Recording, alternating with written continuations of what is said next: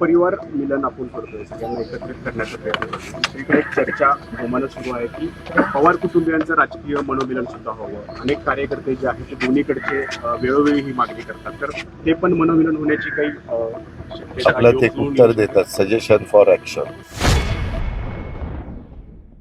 तर सगळे आम्ही एकत्र जमतो आणि त्याच्यातले बरेचसे प्रश्न मार्गी लावतो, परंतु आज तिथं गर्दी जास्त प्रतिसाद लोकांनी दिला आणि मला दुपारी 2 वाजेपर्यंत मी तो इथं वेळ दिलेली होती. त्याच्यामुळे बाकीचे सगळे अर्ज मी त्यांचे स्वीकारलेले आहेत. मी त्याच्यामध्ये माझ्या ऑफिसचे काही अधिकारी आणि आपले जिल्ह्यामध्ये काम करणारे काही म्हणजे अधिकारी असं एकत्र बसून ते बाकीचे सगळे कामं त्या कामाचा निपटारा करण्याचं मी ठरवलेलं आहे. आणि त्याच्यामध्ये अण्णा बनसोडे पण माझ्याबरोबर होते, बाकीचे पण सहकारी माझ्याबरोबर होते आणि तशा पद्धतीनं तो कार्यक्रम आम्ही तिथं पार पाडला. पडला का मागील 3 वर्षामध्ये कामं नाही झाली म्हणून आज लोकांनी मोठ्या संख्येत नाही तसं नाही. काय होतं, आता काही गोष्टी अशा असतात की कधी कधी तो सर्वसामान्य माणूस तिथपर्यंत पोहोचू शकत नाही आणि मग बऱ्याच लोक असे सांगतो की दादा आम्ही तिथं जायचा प्रयत्न करतो पण आम्हाला तिथं आतमध्ये सोडत नाही वगैरे वगैरे. आज त्याचं जर काम योग्य असेल तर त्याला मदत झाली पाहिजे. आम्ही महायुतीच्या सरकारमध्ये काम करत असताना आमची मुख्यमंत्र्यांची आमच्या सगळ्या मंत्रिमंडळाची तीच अपेक्षा आहे, कारण जनतेने एवढ्या मोठ्या संख्येने आम्हाला निवडून दिलेलं आहे. त्याच्यावर आम्ही काही नुसतं मिरवण्याच्या करता त्या पदांवर बसलेलो नाही. प्रश्न सुटावेत आणि कुठं अन्याय कुणावर होत असेल तर त्याची दखल आम्ही घेऊन त्याच्यातून त्याला मदत कशी होईल ते पाहावं म्हणून ते केलं. बाकी खरं तर 79 वर्षाचे आजोबा होते, तर तुमच्याकडे त्यांनी तक्रार दाखल केली. काही अधिकारी त्यांना खूप उर्मट पद्धतीनं बोलले होते. त्यांनी तुम्हाला सांगितलं काय तुम्ही त्या अधिकाऱ्यांवर कारवाई वगैरे करणार? हे ओके, काही कुठं अधिकाऱ्यांवर काही बोलायला गेलं की तुम्ही लगेच दाखवतो बघा काय केलंय मी. पुन्हा एकीकडे दुसरीकडनं म्हणता त्या 79 वर्षाच्या व्यक्तीशी ते चांगलं बोलले नाही त्यांच्यावर काय कारवाई करणार. जे काही नियम आम्ही ठरवलेले आहेत, नियमावली ठरवलेली, तशा पद्धतीनं त्याच्यातनं नोंद घेऊन आम्ही काय गोष्टी करायच्या ते करू. जामखेडच्या आमसभेमध्ये रोहित पवार यांनीही अधिकाऱ्यांना खूप आक्रमकपणे त्यांच्यावर ओरडलेले आहेत. काय सांगाल एकूण? संविधानाने आणि घटनेने प्रत्येकाला अधिकार दिलेला आहे. कुणी कसं वागावं, कसं बोलावं, कसं काम करून घ्यावं हा ज्याचा त्याचा प्रश्न असतो आणि त्या पद्धतीनं प्रत्येक जण काम करत असतात. आता एवढ्या मोठ्या महाराष्ट्रामध्ये रोज अनेक जण अनेक वक्तव्य करतात आणि त्यांनी हे वक्तव्य केलं म्हणून तुमचं काय मत आहे, तो असा वागला म्हणून तुमचं काय मत आहे. आम्ही आमचं काम करतो. सगळ्यांनी योग्य पद्धतीने जी महाराष्ट्राची संस्कृती आहे किंवा सुसंस्कृत महाराष्ट्राच्या संदर्भामध्ये कसं वागलं बोललं पाहिजे हे आपल्याला चव्हाण साहेबांनी शिकवण दिलेले, त्या रस्त्याने गेले तर त्याचा जास्त उपयोग होईल असं मला वाटतं. नाशिकमध्ये काही पत्रकारांवर हल्ला झालेला आहे. कधी त्र्यंबकेश्वर मध्ये 4-5 पत्रकारांवर हल्ला झाला आहे. पार्किंगच्या वादातून झालं. मी माहिती घेतो काय होतं. तुम्ही पत्रकार मित्र, आता मला मगाशी जरा काम होतं तर काही कामं चाललेली आहेत त्याच्याबद्दल नागरिकांचं मत वेगळं होतं, अधिकाऱ्यांचं वेगळं होतं. म्हणलं समक्ष जाऊनच बघावं म्हणून मी तिथनं निघालो. वास्तविक पत्रकारितेचं काम पत्रकार मंडळी करतात, त्यांना त्यांचा अधिकार आहे आणि त्यामध्ये असं कधीच कुणी कायदा हातात घेण्याचा प्रयत्न हा करता कामा नये. नक्की काय झालं, संदीप कर्णिक तिथं CP आहेत आणि बाकीचे पण SP आहेत. आता कुणाच्या हातीत झालं ते मी लगेचच गाडीत बसल्यानंतर पाहतो, विचारतो आणि ज्याची कोणाची चूक असेल त्याच्यावर कारवाई करण्याच्या सूचना. दाम्पत्याची नाही का वीजबाधेतनं मृत्यू झालेला आहे. कुठे? पुसद तालुक्यात, महागाव तालुक्यात शेतकरी आहे. पोळ्याच्या दिवशी घटना घडलेली आहे. पोलीस तक्रारच म्हणजे घेत नाही. श्रावणी पोळा का भाद्रपदातला पोळा? आता भाद्रपद पोळा झाला. अरे भाद्रपद पोळा उद्या आहे, शाणे. नाही सॉरी श्रावणी. हा. अरे मी शेतकरी आहे, मला कधी कुठला पोळा चालला. परिवार मिलन आपण तक्रारच घेत नाही. ऐका, थांबा ना.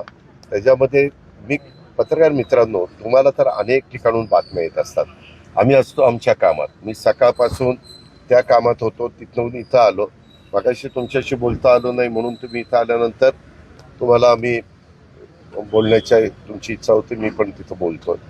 मी माहिती घेऊन त्याच्याबद्दलचं सांगेन. वास्तविक काय नक्की झालंय, कशा पद्धतीने झालंय, कोण त्याला जबाबदार आहे, कशामुळे विषबाधा झाली, हे जरा पाहावं लागेल. आणि ज्याचं कुठं चुकलं असेल कुणाचं त्याच्याबद्दल ऍक्शन घ्यावी. दादा, आपण परिवार मिलनच्या माध्यमातून बऱ्याच नगरसेवकांची किंवा माजी पदाधिकाऱ्यांची भेट घेणार आहे.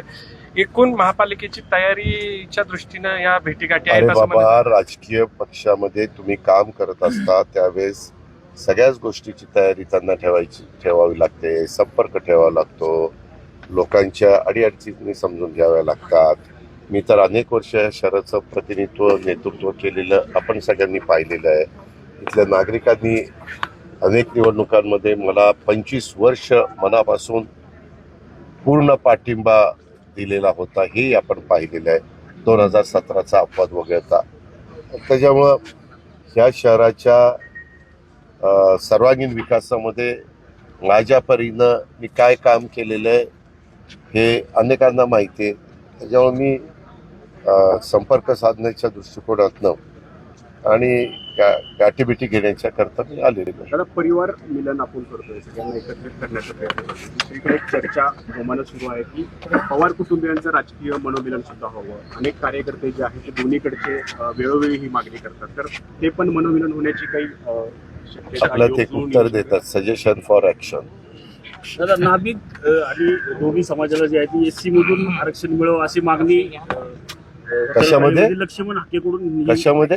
नाभिक समाजाला दोन्ही समाजाला एससी मधून नाभिकांनी तुम्हाला एक सांगू का पत्रकार मित्रांनो, मी आपल्याला अतिशय स्पष्टपणे सांगतो, एससी आणि एसटी मध्ये समावेश करण्याचा अधिकार हा पूर्ण केंद्राचा आहे, पूर्णपणे केंद्राचा आहे. त्याच्यामध्ये अनेक घटकाला अनेक ठिकाणी सहभागी करून घ्यावं, समावेश करून घ्यावा, आरक्षण द्यावं वाटतं. तो त्यांचा अधिकार आहे मागणी करण्याचा. कायद्याच्या नियमाच्या चौकटीमध्ये बसून इतरांच्यावर पण अन्याय होणार नाही त्याबद्दलची काळजी घेऊन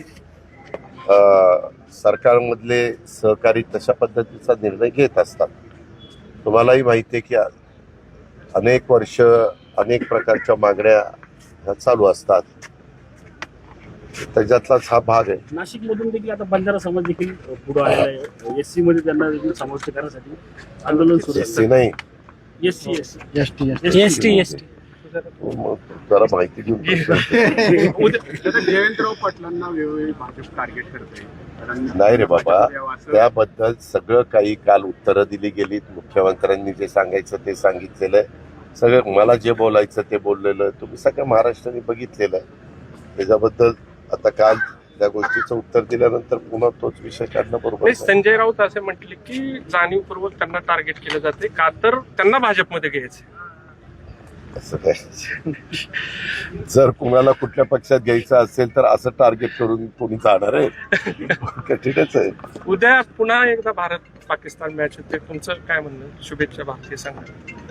अरे बाबा, मी मागच सांगितलेलं आहे, त्याच्यामध्ये 2 मतप्रवाह देशातल्या नागरिकांचा आहे. कारण मधल्या काळामध्ये जी घटना जम्मू काश्मीरला घडली त्याच्यातून काही वर्गाचं मत वेगळं आहे की बाबा अशांच्या बरोबर खेळू नये. क्रीडा क्षेत्रामध्ये काम करणारा जो वर्ग आहे, क्रीडा रसिक जो आहे, त्यांचं मत त्याच्यामध्ये वेगळं आहे. अशा 2 मतप्रवाह आहेत. शेवटी प्रत्येक गोष्टीला 2 बाजू असतात आणि त्याच्यातनं कुठलंही काही मत व्यक्त केलं की लगेच तो दुसरा म्हणतो यांनी असं कसं काय मत व्यक्त केलं. आता त्याचा अधिकार आहे. शेवटी जी काही घटना जम्मू काश्मीरमध्ये घडलेली आहे आणि ज्या लोकांना त्याच्यामध्ये स्वतःचा जीव, निष्पाप लोकांना कारण नसताना त्याच्यामध्ये गमवावं लागलेला आहे, त्याचं दुःख सगळ्या भारतीयांनाच आहे आणि म्हणूनच त्याचा बदला पहिली आपण matching त्या करून. ठिकाणी घेतला. म्हणजे केंद्र सरकारने त्याच्यामध्ये पंतप्रधानांनी पुढाकार घेऊन त्या सगळ्या गोष्टी झाल्या. परंतु एखादी गोष्ट नजीकच्या काळात झालेली असेल आणि नंतर कुठलं काही असं खेळाचा एखादा विषय पुढे आला